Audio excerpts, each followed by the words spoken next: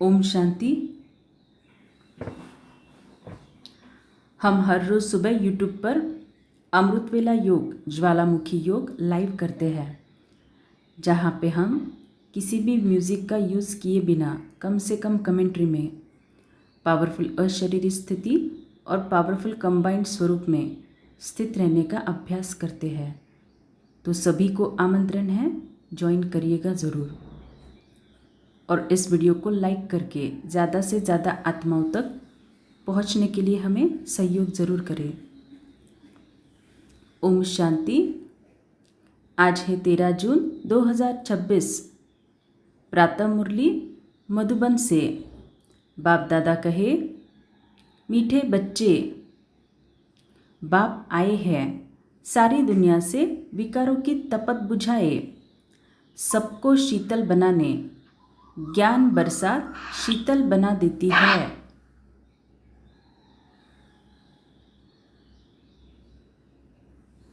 प्रश्न, कौन सी तपत सारी दुनिया को जला रही है?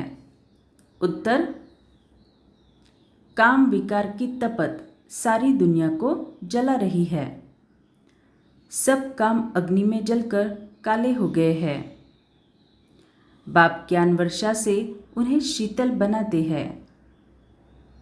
जैसे बरसात पड़ने से धरती शीतल हो जाती है, तो इस ज्ञान वर्षा से 21 जन्मों के लिए तुम शीतल बन जाते हो। किसी भी प्रकार की तपत नहीं रहती। तत्व भी सतोप्रधान बन जाते हैं, कोई भी तपते नहीं है। ओम शांति। रूहानी बच्चे किसकी याद में बैठे हैं? ज़रूर अपने रूहानी बाप की याद में बैठे हैं। रूह अपने परम पिता परमात्मा की याद में बैठी है कि हमको रूहानी बाप आकर रिफ्रेश कर शीतल बनाए, क्योंकि काम चिता पर बैठ भारत जल मरा है। तो यहाँ पे काम विकार के साथ साथ अन्य जो कामनाएं होती है, हमारी इच्छाएं आकांक्षाएं, वो भी काम विकार में ही आते हैं। गाते भी है, तपत बुझाए, तपत काहे की, काम चिता की। बहुत तपत होती है तो मनुष्य मर पड़ते हैं। इस कामचिता की तपत में भारत एकदम जल मरा है। इसलिए बाप को याद करते हैं कि आकर शीतल बनाओ। बरसात पड़ने से शीतलता हो जाती है, धरती शीतल हो जाती है। यह तो बरसात है ज्ञान की। एक ही बार आकर इतना शीतल बनाते हैं, इतना सब कुछ दे देते हैं, जो सतयुग में कोई भी चीज़ की उत्कंठा नहीं रहती है। आधा कल्प उत्कंठा में रहते आए हो। बाबा आकर शीतल बनाओ। पतित पावन बाप आकर हमको शीतल बनाए।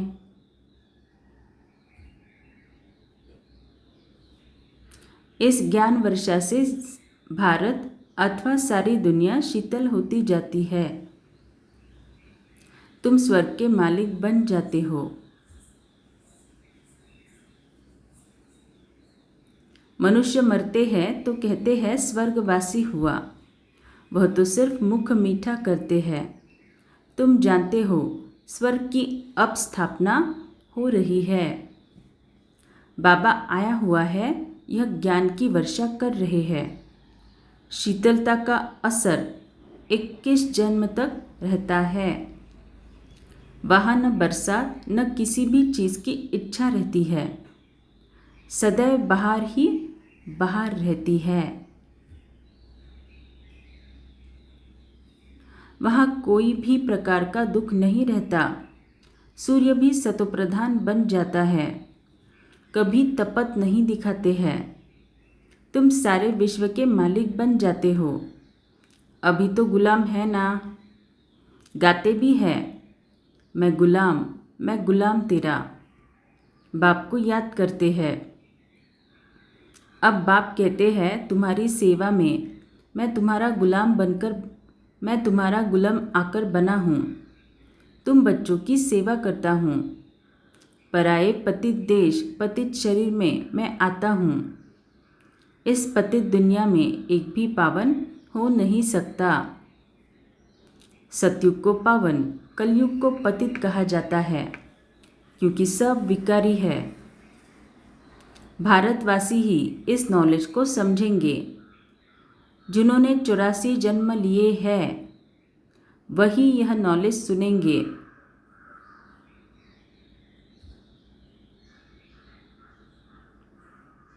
वह जो सतयुग त्रेता में आने वाले हैं वही आकर ब्राह्मण बनेंगे, नंबरवार पुरुषार्थ अनुसार। बाप ने समझाया है, अभी तुम ब्राह्मण वर्ण में हो, फिर वही देवता वर्ण में आएंगे। ब्राह्मण वर्ण अर्थात ब्राह्मण धर्म स्थापन करने बाप आते हैं। ब्रह्मा ब्राह्मण धर्म स्थापन करते हैं। ऐसे नहीं कहेंगे कि परमपिता परमात्मा आकर शूद्रों को ब्राह्मण बनाते हैं। यह तुम्हारी बाजुली चलती है। यह तो बहुत सहज है। तुम जानते हो यह चक्र कैसे फिरता है। विराट रूप में ब्राह्मणों की चोटी और शिव बाबा को भूल गए हैं। कहते हैं देवता, क्षत्रिय, वैश्य, शूद्र, फिर शूद्र से देवता। अब ब्राह्मण कहाँ गए। ब्राह्मण लोग गाते भी हैं ब्राह्मण देवताय नमः। तब प्रजापिता ब्रह्मा की वंशावली कहाँ गए। प्रजापिता ब्रह्मा का नाम कितना बाला है। चित्रों में भी कितनी भूल कर दी है।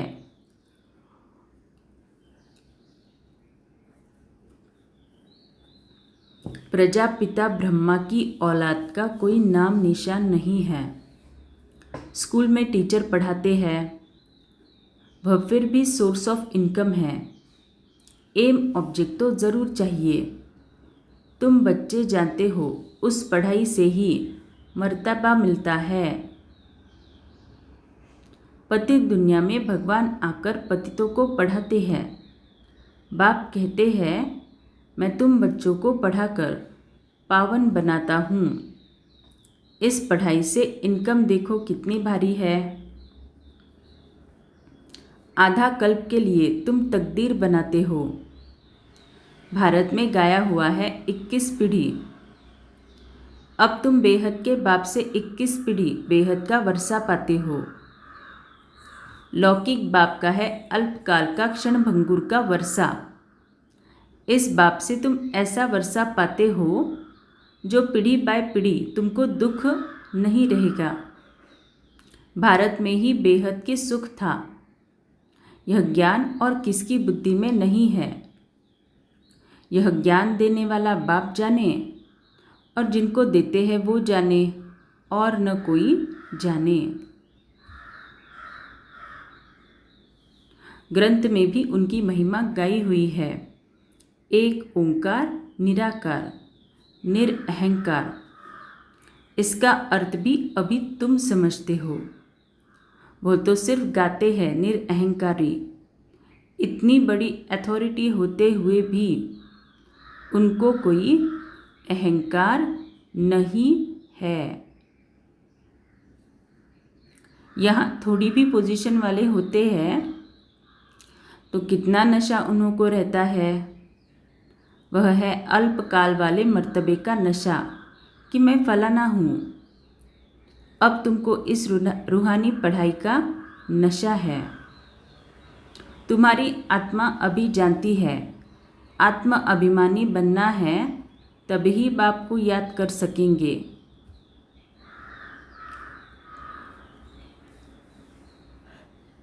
इसी का मतलब क्या, जब तक मैं पावरफुल अशरीरी स्थिति में स्थित नहीं होंगी तब तक बाबा को पावरफुली याद नहीं कर सकूंगी। बाप के साथ योग टूटने से माया का गोला लग जाता है, मुरझा जाते हैं। याद करते रहे तो खुशी का पारा चढ़ा रहे। कोई बड़ा इम्तिहान पास करते हैं तो खुशी होती है। समझते हैं बस इसके ऊपर कोई और पढ़ाई नहीं है। तुम भी जानते हो हमारी इस पढ़ाई से ऊंच और कोई पढ़ाई है नहीं।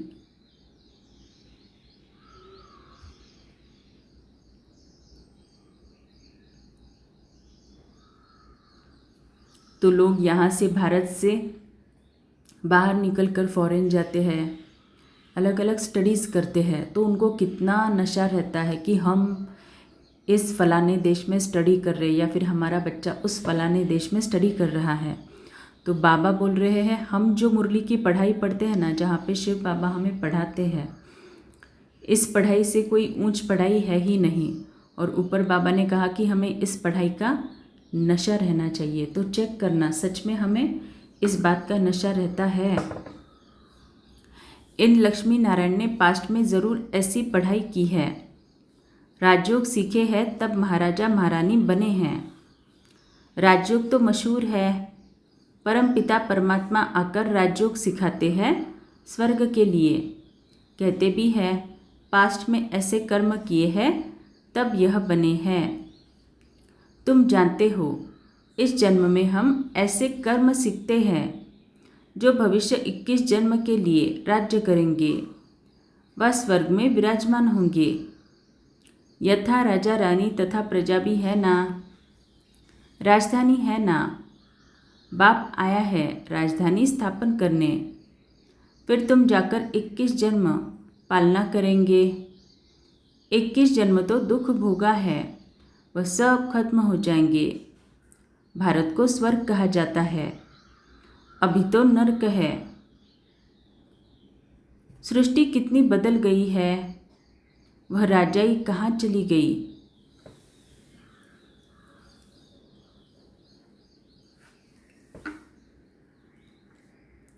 रावण राज्य शुरू होने से फिर तुम पतित बन जाते हो। बाप कहते हैं तुम अपने 84 जन्मों के चक्र को नहीं जानते हो। अभी तुम बच्चों को बार बार समझाया जाता है तुमने 84 जन्मों का चक्र पूरा किया है, अभी तुम्हारा यह अंतिम जन्म है। अब फिर से अपना वर्षा लेना है। तुमको मुक्ति धाम में बैठ नहीं जाना है, तुम्हारा ऑल राउंड पार्ट है। ऐसे बहुत है जो सतयुग से लेकर द्वापर कलयुग तक भी मुक्ति धाम में रहते हैं। ऐसे नहीं कहेंगे यहाँ आने से मुक्ति धाम में अच्छा है। तो बहुत से बाबा के बच्चे ये ऐसे कहते हैं कि इस कलयुग में आने से अच्छा है कि हम मुक्ति धाम में कायम का रह जाते। तो बाबा बोल रहे वो अच्छा, ऐसा नहीं कहेंगे कि यहाँ आने से मुक्ति धाम अच्छा है।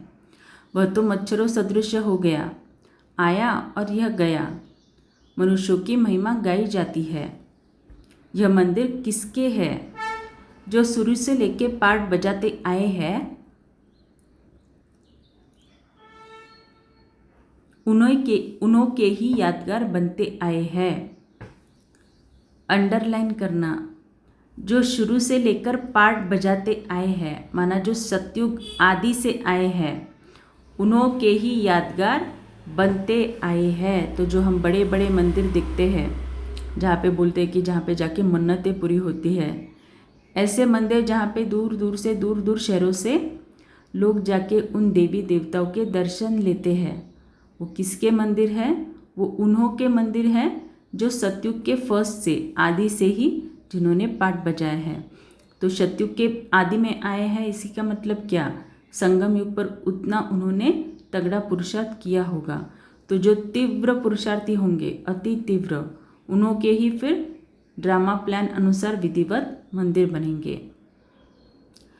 पिछाड़ी में जो आते हैं, सुनना, पिछाड़ी में जो आते हैं उन्हों का यादगार है क्या? कुछ भी नहीं। तुम्हारा कितना भारी यादगार है। सबसे जास्ती पाठ तुम बजाते हो। तुम अपनी प्रारब्ध का टाइम पूरा कर जब भक्ति मार्ग में आते हो तब फिर तुम्हारा यादगार तथा शिव बाबा के मंदिर बनने शुरू होते हैं। फिर और धर्म आते हैं। तो पहले हमारे मंदिर बनना शुरू होते हैं, माना पहले शिव बाबा का मंदिर, फिर हम बच्चों का मंदिर। कौन से बच्चों का? जो सतयुग आदि से पाठ बजाते आए हैं, माना जिन्होंने संगम युग पर ऐसा तीव्र पुरुषार्थ किया है, बस उन्हों के मंदिर बनते हैं। और बाबा ने कहा है मंदिर बनने शुरू होते हैं। पहले शिव बाबा का मंदिर बनता है, फिर देवी देवताओं का, और उसके बाद माना मंदिर बनना शुरू होने के बाद फिर बाकी के धर्म आना शुरू होता है। उन्हों का धर्म स्थापन होता है। तुम अपनी हिस्ट्री ज्योग्राफी भी जानते हो और सब धर्म वालों की भी जानते हो। 84 जन्मों की सीढ़ी है। पहले हम स्वर्ग में आते हैं, फिर उतरते कैसे हैं ये तुम्हारी बुद्धि में है। हर एक जन्म में भिन्न नाम रूप वाले मित्र संबंधी आदि मिले हैं। यह सब ड्रामा में तुमको पार्ट पहले से ही नूंदा हुआ है। यह सब ड्रामा में तुम्हारा पार्ट पहले से ही नूंदा हुआ है। यह बेहद का ड्रामा है जो हूबहू रिपीट होता है। तुम जानते हो हम सो देवी देवता थे जो 84 जन्म ले शूद्र बने, फिर हम सो देवी देवता बनते हैं। मनुष्य तो कह देते हैं आत्मा सो परमात्मा। वास्तव में हम सो का अर्थ यह है, वह फिर कह देते आत्मा सो परमात्मा, परमात्मा सो आत्मा। रात दिन का फर्क है। रात दिन का फर्क है ना। तुम अभी इन सब बातों को जानते हो। तुम अभी पांडव बने हो। कौरव पांडव भाई भाई थे ना। अभी बाप मिला है तो तुम कौरव से पांडव बने हो। बाप तुमको दुख से लिबरेट कर गाइड बन ले जाते हैं।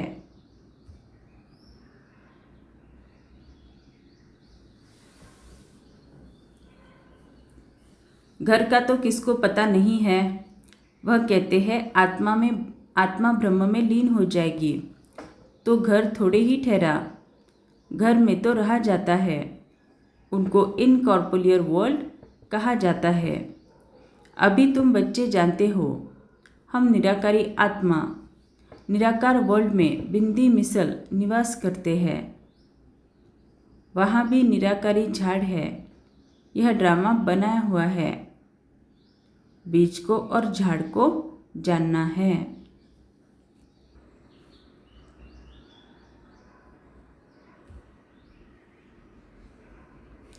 इसका नाम ही है वैरायटी धर्मों का झाड़। यह मनुष्य सृष्टि है तो वैरायटी धर्मों का झाड़।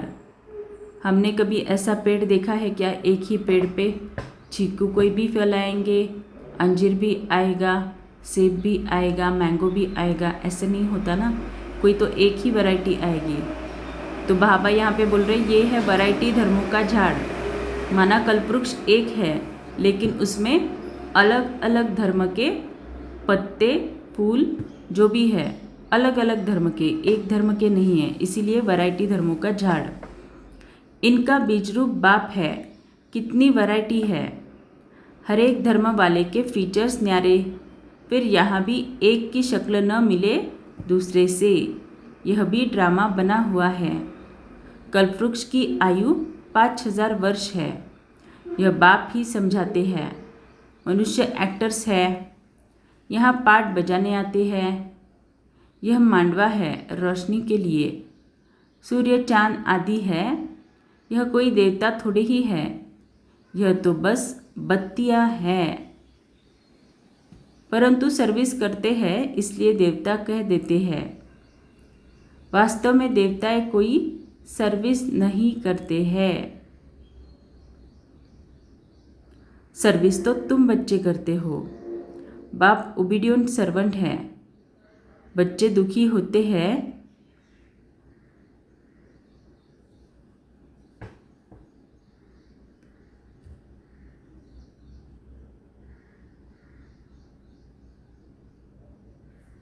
बच्चे दुखी होते हैं तो बाप को तरस पड़ता है। बाप आए हैं समझाने। तुम बच्चों को फिर से देवी देवता पद प्राप्त कराने आता हूँ।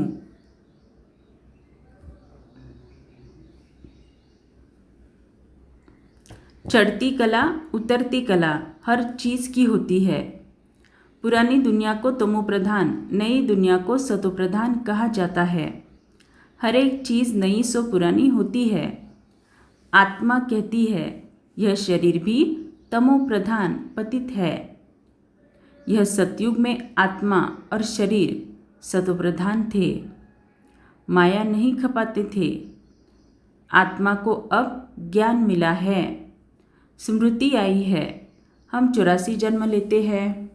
यह बेहद का बाप समझाते हैं। दुख में बाप को ही पुकारते रहते हैं, रहम करो हे दुख हरता सुख करता। भारत ही सबसे सुखी था ना। भारत जैसा पवित्र खंड और कोई हो नहीं सकता। अभी बाप तुम बच्चों की झोली अविनाशी ज्ञान रत्नों से भरते हैं। कभी ऐसा बाप देखा है? कहते हैं बच्चों, मैं तुम्हारे लिए वैकुंठ सौगात में लाया हूँ।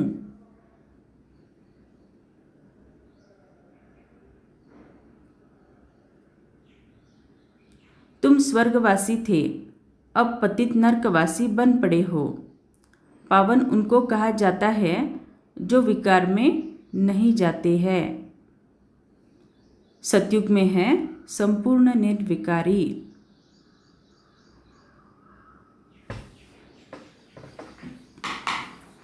इस समय संपूर्ण विकारी।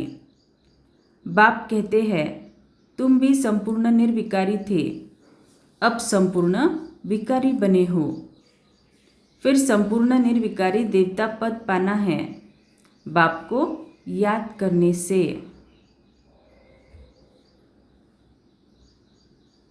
अक्षर देखो कितने अच्छे हैं। मन मना भव। मुझ बाप को याद करो तो तुम तमोप्रधान से सतोप्रधान बन जाएंगे। तो इसको लिखना ज़रूर। मैं सर्वशक्तिवान हूँ ना, मुझे याद करो। याद को ही योग अग्नि कहा जाता है, जिससे तुम्हारे पाप दग्ध होंगे, तुम पवित्र बन जाएंगे। अच्छा, मीठे मीठे सिकिलते बच्चों प्रति माता पिता बाप दादा का याद प्यार गुड मॉर्निंग। रूहानी बाप की रूहानी बच्चों को नमस्ते। हम रूहानी बच्चों की रूहानी माता पिता बाप दादा को याद प्यार गुड मॉर्निंग और नमस्ते। शुक्रिया बाबा, आपका पद्मा पदम शुक्रिया। धारणा, रूहानी पढ़ाई की नशे में रहना है, बाप समान निरअहंकारी बनना है, पोजीशन आदि का अहंकार नहीं रखना है, अपनी झोली ज्ञान रत्नों से भरनी है, संपूर्ण निर्विकारी बन देवता पद पाना है, कभी भी मुरझाना नहीं है। वरदान, स्थूल और सूक्ष्म दोनों रीति से स्वयं को बिजी रखने वाले मायाजीत विजयी भव। स्वयं को सेवाधारी समझ अपनी रुचि उमंग से सेवा में बिजी रहो तो माया को चांस नहीं मिलेगा। जब संकल्प से बुद्धि से चाहे स्थूल कर्मणा से फ्री रहते हो तो माया चांस ले लेती है, लेकिन स्थूल और सूक्ष्म दोनों ही रीति से खुशी खुशी से सेवा में बिजी रहो तो खुशी के कारण माया सामना करने का साहस नहीं रख सकती। इसीलिए स्वयं ही टीचर बन बुद्धि को बिजी रखने का डेली प्रोग्राम बनाओ तो मायाजीत विजयी बन जाएंगे। स्लोगन, यह निश्चय और फलक से कहो, बाबा मेरे साथ है तो माया समीप आ नहीं सकती। अच्छा, ओम शांति।